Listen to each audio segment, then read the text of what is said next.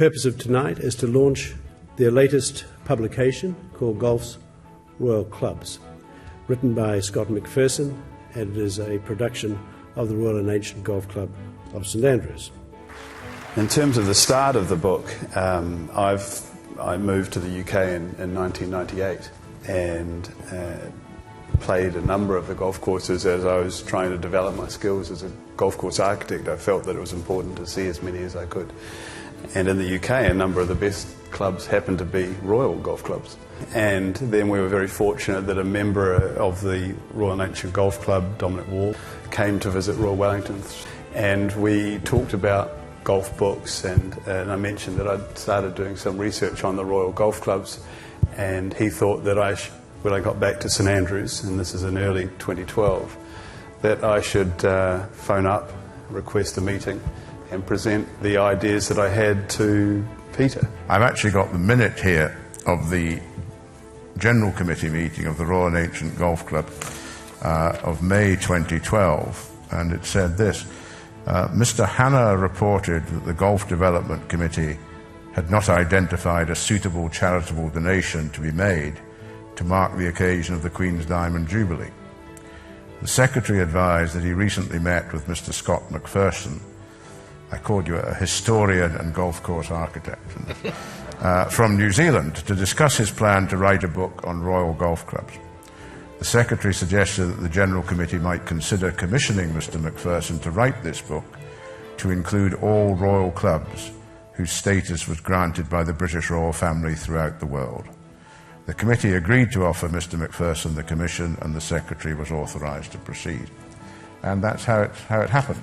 But the first Royal Golf title was conferred when? In 1833, and I would say it was almost by chance. I mean, it wasn't a particularly premeditated process. Lord Kinnaird of the Perth Golfing Society was in London and had requested a visit, meeting with the King. He was down there on business, and this was King William IV. And they had their meeting, and the request was made for the golf club to adopt the royal title. It was done in that afternoon. Certainly when I started out, the question that I had in my mind was, how many are there? Where are they? And how do you gain the royal title? And it seemed that it was some of the research that was available at the time didn't clarify those questions. And so my journey was really about purchasing as many of the club history books of the Royal Clubs as I could. And even then it wasn't quite clear. But this is a slide which shows the period of 180 years and the clubs that have come, the Royal Golf Clubs, the decade in which they've gained the royal title. So in the 1830s there were two, so that's the Royal Perth Golfing Society and the Royal and Ancient Golf Club of St Andrews. And then Montrose in the 1840s, and not many after, and that's partly a reflection of the fact that there weren't many golf clubs at that time. And then golf caught on, and there was a link between the popularity of golf, the spread of golf, and there was the Prince of Wales, who was later King Edward VII, became a very popular person and started playing the game. So there was a demand and a desire to engage with the royal title. And you can see the towers there, the skyscrapers, of how many came in the 1880s, of which there was 8. The colour coding is the blue, for people who are finding it hard to read. The blue are the clubs in the Great Britain and the Channel Islands. The green clubs are the clubs outside, those are the rest of the world. And interestingly, during the research, we've found that there's been 74 golf clubs that have actually been granted the royal title by the British Royal Family. But as we sit here today, only 66 exist. On the left-hand side at the top there is the dark green. Those are all the clubs which are in Great Britain and Ireland, and they tally 38 from recollection. We then have the clubs from Europe, which are in the yellow colour, which include Malta, the newest club from Germany, and also Royal Mariansky Lázny. And we have a representative here who was very, very helpful when we made our visit to the Czech Republic. Then the clubs from North America, in this case all of the clubs there, the 6 clubs, are all in Canada. There's 2 clubs in Asia, which is one in the Royal Calcutta Golf Club and also the Royal Colombo Golf Club in Sri Lanka. And then we've got the golf clubs from the African state, most of which are in South Africa, 4 are in South Africa, but 1 in Zimbabwe, and also in Kenya.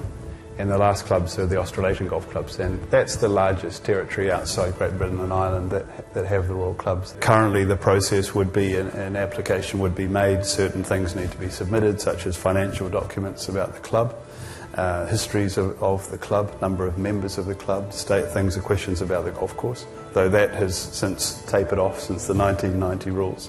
The application ultimately goes, in the case of the German club, it went through the Deputy Prime Minister, Nick Clegg, in the UK, and it goes up through the Privy Council and then gets taken to Her Majesty the Queen. I can't claim to be a historian like Scott, and so much of it was new to me, I'll be entirely honest. We thought it was important to be even-handed in the book and give each club the same level of exposure, which Scott has done admirably. I think the history of the process of becoming a Royal Club is clouded in some mystery in some cases, and is not entirely clear. I think Scott's research has uncovered some facts that perhaps weren't previously known in certain cases, and that's what research is all about, taking the previous level of knowledge up to another level, and he's certainly done that. I think the process today is more formal than it's been at certain times in history, but at certain times in history it was pretty formal too. It seems to have gone in waves slightly. And we'll have to see what happens in the future. The Duke of York is the member of the royal family who plays golf today, and I know he's very interested in it all. But whether there'll be more royal clubs in the future remains to be seen.